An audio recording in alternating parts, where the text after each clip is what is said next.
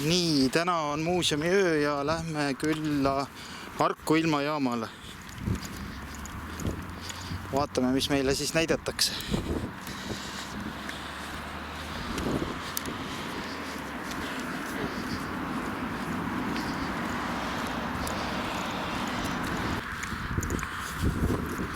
Mida me teeme ja kuidas me mõõdame seda ilma.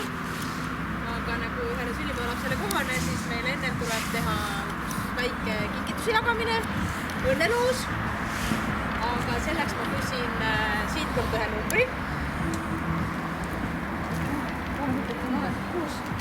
Ja siitpoolt ma küsin kummalt poolt lugeda, kas vasakult või paremalt. Siitpoolt. 1, 2, 3, 4, 5, 6. Palju õnne. 6 või? Mina või? Oi, aitäh! Täitsa uskuva. 6 on õnne number tegelikult.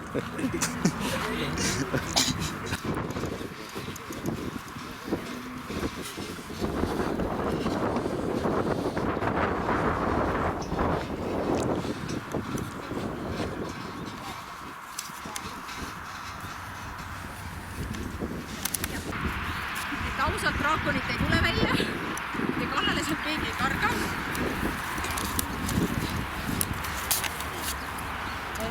Õhutemperatuuri vanasti mõõdeti siis termomeetritega ja 2 püstist termomeetrit, üks seda patisti ja vett all, sellepärast et ta istus tõesti jalgupidi nii-öelda vees kogu aeg, selleks, et saada niiskuse karakteristikud, suhtelist õhuniiskust ja kastepunkti. Need on 2 põhilist, mis siis sealt saada.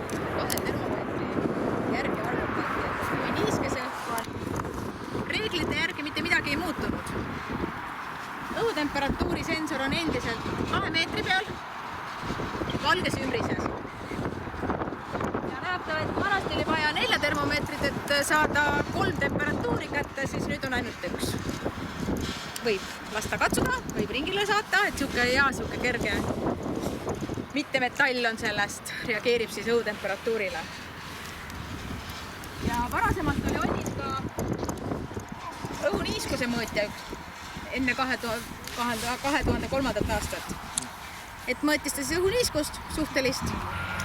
Aga mis selle asja huvitavaks teeb, on see, et see, mis seda noolekest liigutab, see, mis teda kinni hoiab seal ja mis on inimese juuksekarv. Ja millegipärast igal pool kirjutatakse, et kõige paremini selleks niiskuse mõõtjasse sobib loomulik blond juuksekarv. Miks ei tea. Et ilmselt punased ei kõlba nii hästi, et kas ei veni piisavalt või tõmbavad liiga kokku. Igal juhul on otsustatud, et inimese juuksekarv sobib kõige paremini. Kaamera moodi, mis üksteisele vastu vaatavad. Et mõõdab ta ära nähtavuskauguse, ütleb, kui kaugele nii-öelda siis inimese silm näeb ja fikseerib ta ära siis ka atmosfääri nähtused. Et ehk mida tal siis sajab, et kas tal on vihm, lumi, lörts, oli veel teist tüüpi ilmamõõtur, see oli samamoodi, töötas ju infrapunaga, ta oli natukese suurema sellise pesaga, siis meil käisid värvulised enda varbaid sügisel seal soojendamas, sest see on ka ju jälle hea soe koht istuda. Et rootslastel on väga ilus pilt, kus rasvatihane istub ilmasensoris, täiesti värvide kaupa on eristatav ja ka meie vaatleja on saanud selle väljaku pealt ühe pildi, kus rasvatihane istus ilmasensoris. Et see on niisugune momenter. See on niisugune hea keele vähenemise harjutus. Et näitab ta siis ära tuulesuuna. Et millest tuleneb nimi rumbomeeter on see, et meteoroloogid ja ilmavaatlejad räägivad ilmakaartest rumbidest. Millise rumbi pealt see tuul on siis. Ja rumbomeeter, mis mõõdab siis kraadi täpsusega tuult, kus suunas ta siis puhub. Nende ainuke viga on see, et neil on hästi palju liikuvaid osi ja neid tuli vahetada iga aasta. Mõõtab ta siis ise ümber meile selle tuule suunaks ja tuule kiiruseks. Miks ta allapoole vaatab oma nende harkidega? on väga lihtne. Kui me paneksime ta teistpidi, siis ju linnud arvaksid, et see on ju ideaalne pesaalus. Loodusega nii tihedalt seotud, et me ei saa kuidagi üle ega ümber. Oskab keegi pakkuda, mida sellega mõõta saaks?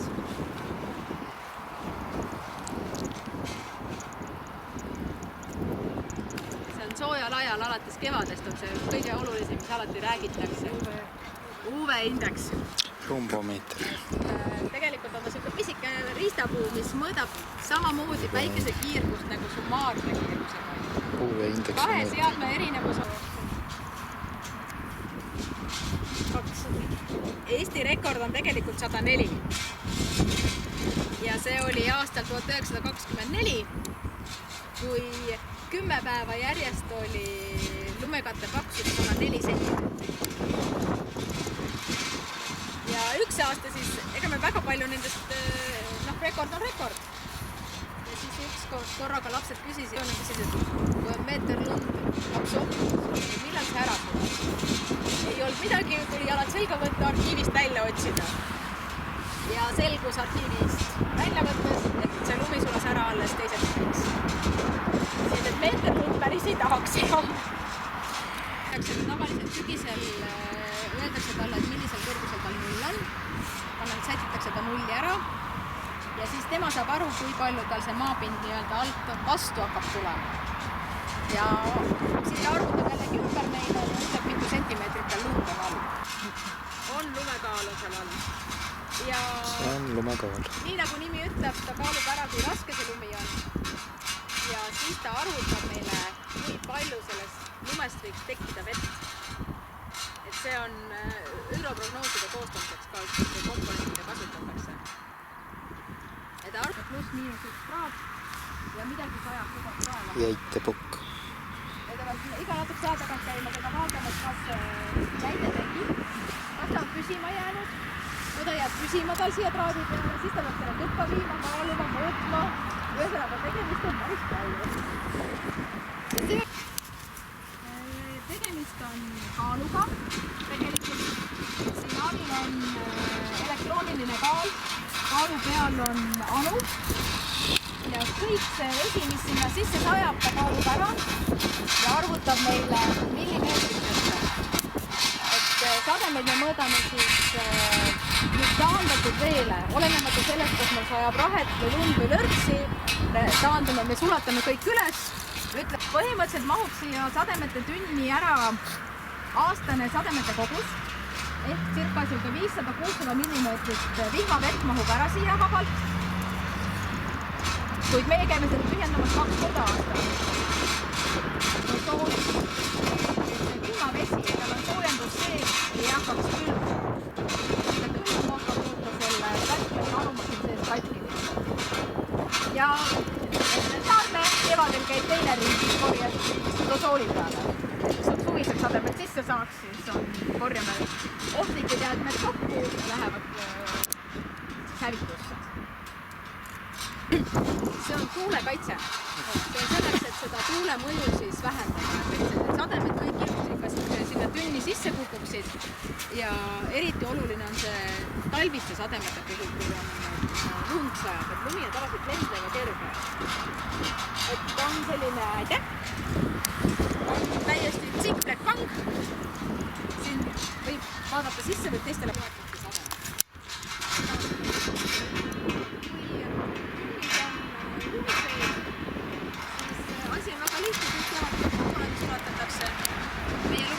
Etal on sademete mõõtjaga. Ehk kui midagi uut leiutatakse, siis kontrollitakse tema vastu seda, et see on nii usaldusväärseks loetud, et tema ei mõõda kunagi valesti ja kõige kontrollitakse selle püüta. Heliograafika ja päikesepaiste kestuse mõõtmiseks.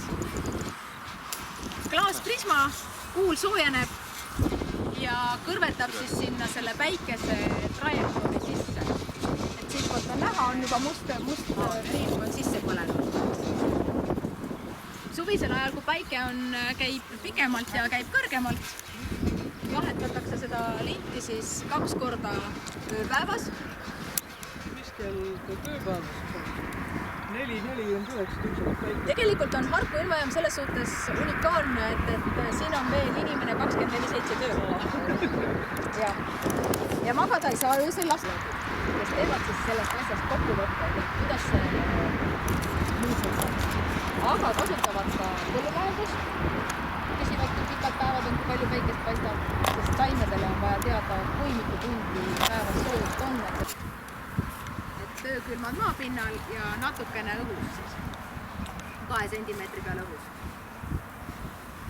Lisaks siis maapinna temperatuuridele mõõdame ka pinnase temperatuure ja pinnase temperatuurid on seal valges karbikus meil.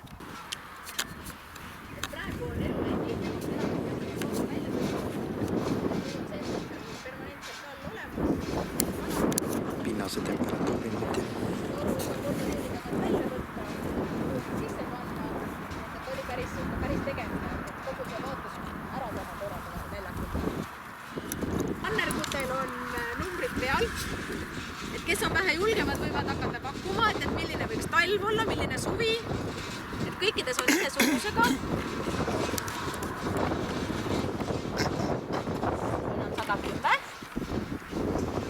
see on 201, 224. Kui on julgemaid hakkajaid, siis mul on olemas 4 aastaaega. Võib tulla kleepida peale. Nii, palun. See on sügis, suvi, kevad ja talv. Võib peale kleepida. See on siis 3 kuu jooksul, kui palju Eestis keskmisena, et see on nüüd Eesti keskmine sademete. Et kui palju miskil ajal sajab.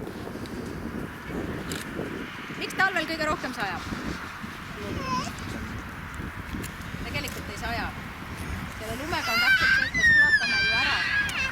Et me ei räägi sellest lumekihi paksusest, vaid sademetest. See on siis 3. kohal sademetest. See on teisel kohal. Esimesel kohal sademete vähesusest. Tegelikult Eestis keskmisena sajab kõige vähem kevadel. Siis kui loodus seda kõige rohkem niiskust tahaks ja vajaks, siis kevadel sajab kõige vähem.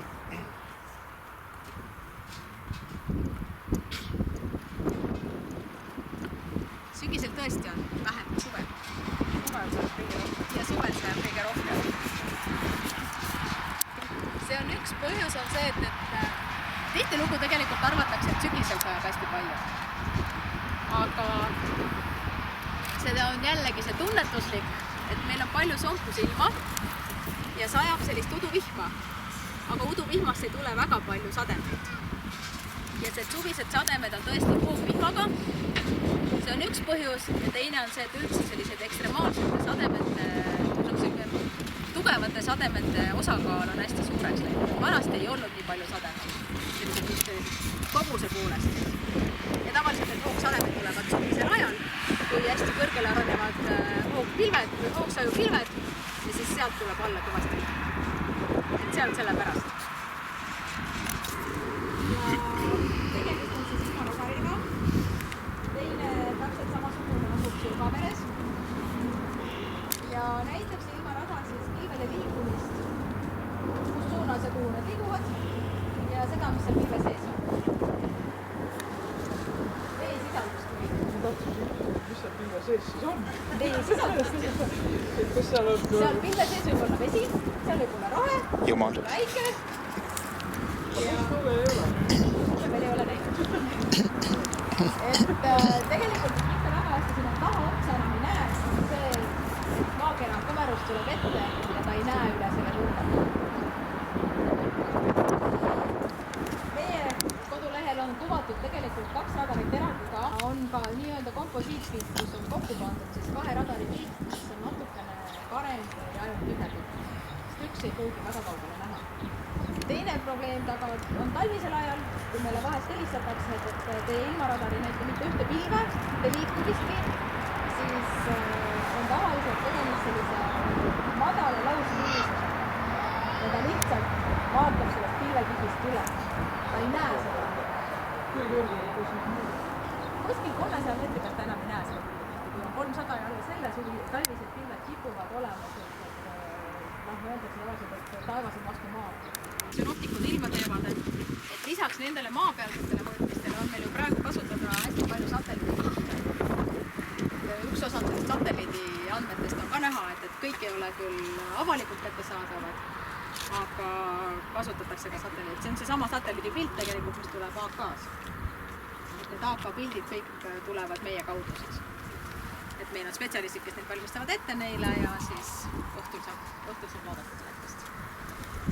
Aga kõrgematest õhukihtidest siis, et mõõdame me, et kui radar mõõdab pidevalt ja ilmajaam ka vaatlusväljakul mõõdab põhimõtteliselt permanentselt, kui ei ole elektrikatkestusi, siis kõik seadmed töötavad kogu aeg jooksvalt. Siis seda õhupalli laseme üks kord ööpäevas. Ja läheb ta öösel lendu kella 3 ajal. Tegemist on täiesti tavalise õhupalliga, täidetakse gaasiga. Võta edasi saate. Kui ta gaasi täis lastakse, siis tema läbimõõt on circa 1,5 meetrit. Ja gaasi lastakse nii palju sisse, et ta peab üles tõstma kilose raskused, kilo ja natuke peale. Vahest küsitakse, et kui palju gaasi sisse läheb, et me täpselt ei tea, sest see on hästi erinev, oleneb ilmast. Kui on vähe parem ilm, siis võib vähem gaasi minna, kui on veidi viletsam, võib rohkem gaasi minna sisse. Gaasi paisumisest oleneb see. Siukene potsik läheb sellega kaasa. Tuleb meil helistada lennuliiklustorni ja teavitada neid, et neilt läheb üles vabalennupall. Ja nad peavad olema teadlikud sellepärast, et nemad vastutavad lennu. Võib lennata üle 150 km. Aga kõige tähtsam, mida ta mõõdab? Et mõõdab ta siis õhutemperatuuri, kastepunkti, sest sellest oleneb, et kui kuiv õhk üleval on, et kuna tegemist on päris kalli vaatlusega. See sond maksab circa 100 eurot. Pärast maanduvad kuskile jäävad sinna vedele vahel. Just. Et meie tootja on meile öelnud, et need on biolagunevad, välja arvatud paberid. Tegelikult on otsustada. Asjaga nii on, me ei ole katsetanud, me ei tea seda. Et see on keeruline aga vähemalt reeglite järgi peaks olema looduslik kautšuk, mis peaks ka looduses ära lasema. See on tootjate kinnitus, ise kontrollinud ei ole. Me peame usaldama nii palju neid tootjaid. Palliga juhtul niimoodi. Imeline. Et meie kokku neid ei korja neid sonde, aga on riike, kes korjavad kokku ja need lähevad siis. Ja lendurite jaoks ei ole hullemat olukorda, kui et selles õhukihis, kus nad hakkavad üles minema, on õhu ja kuskil õhukihis keerab ta põhjasuunda. See lendur pidi olema peavalu. Aga nii nagu nimi ütleb, pilootpall.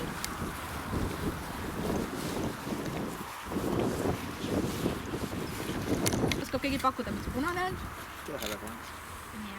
Sinise taeva taustal on kõige paremini nähtav inimsilmale. Seda ei pea jälgima. Selleks on aparaat küljes, et seda ei pea ise jälgima. Aga seda õhupalli peab ta siis jälgima teodoliidiga ja kirjutab ta üles siit paberi peale, siis tal on stopper kaasas. Iga poole minuti tagant kirjutab üles horisontaal- ja vertikaalnurgad.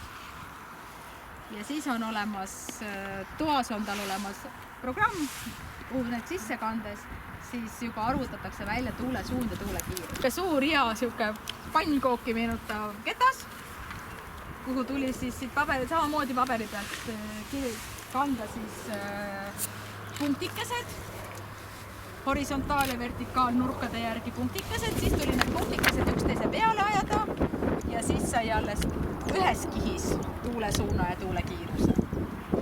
Ja seda tuli korduvalt siis 3 korda. Siis ainult valgel ajal, jah? Ainult valgel ajal, jah. Et ja ei lasta seda siis, kui on tugev vihmasadu või tugev tuisk või lumi. Et meie järgi siis on +3 tundi ja siis hakkab kell 10 ja siis läheb iga 3 tunni pärast edasi.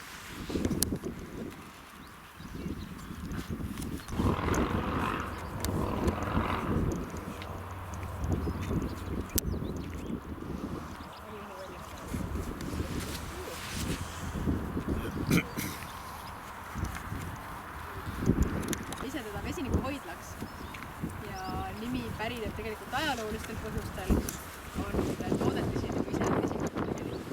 Et praegu me eelistame tarnijale, et tooge meile gaas kohale, siis vanasti tuli ise seda. Tegemist on siis jah vesinikuhoidla. Sealt tahate kinni hoida? Ei taha. Nii, võite mitmekesi. Päris head. Loen 3-ni. 1, 2, 3. Oodata. Ja kellel on lastest soovi, saab õhupalli, saab ka tunnistuse, et käisite. Tunnistus tegelikult on selles suhtes kaval asi, et teisel pool on spikker, et Eesti rekord. Ja mina omalt poolt tänan teie, et tulite. Aitäh!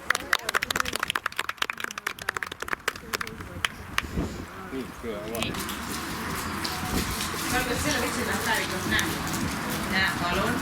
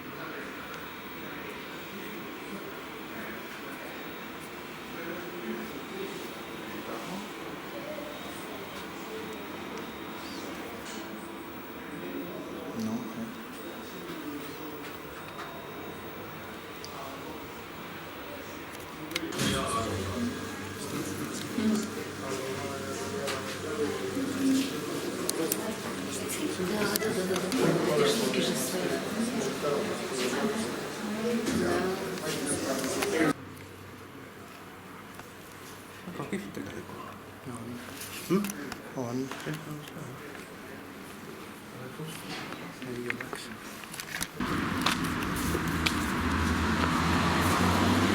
Siit saab ju kõike väljast ka näha, mida mõttes. Jah.